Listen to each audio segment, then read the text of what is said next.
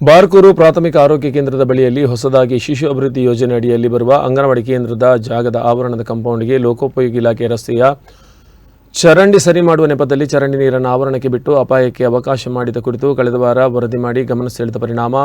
ನೀರು ಚರಂಡಿಗೆ ಹರಿಯುವಂತೆ ಮಾಡಿ ಅಪಾಯವನ್ನು ತಪ್ಪಿಸಿಕೊಂಡಿದ್ದಾರೆ. ಬಾರ್ಕೂರು ಕೋಟೆ ಮತ್ತು ಆಸ್ಪತ್ರೆ ಭಾಗದಲ್ಲಿ ರಸ್ತೆಯಲ್ಲಿ ನೀರು ನಿಲ್ಲುವ ಕಾರಣಕ್ಕೆ ಚರಂಡಿಯನ್ನು ಮಾಡುವಾಗ ಆಸ್ಪತ್ರೆ ಎದುರು ಭಾಗದ ಚರಂಡಿಯನ್ನು ಮುಖ್ಯ ರಸ್ತೆಯ ಚರಂಡಿಗೆ ಜೋಡಿಸುವ ಬದಲು ಅಂಗನವಾಡಿ ಆವರಣಕ್ಕೆ ನೀರು ಬರುವಂತೆ ಮಾಡಲಾಗಿದ್ದು, ಲಕ್ಷಾಂತರ ರೂಪಾಯಿ ವೆಚ್ಚದಲ್ಲಿ ಅಂಗನವಾಡಿ ಆವರಣಗೋಡೆ ಶಾಲಾ ಕಟ್ಟಡ ಆಗುವ ಮೊದಲೇ ಬೀಳುವ ಸಾಧ್ಯತೆ ಬಗ್ಗೆ ಎಚ್ಚರಿಕೆ ವಹಿಸಿ ವರದಿ ಮಾಡಲಾಗಿತ್ತು.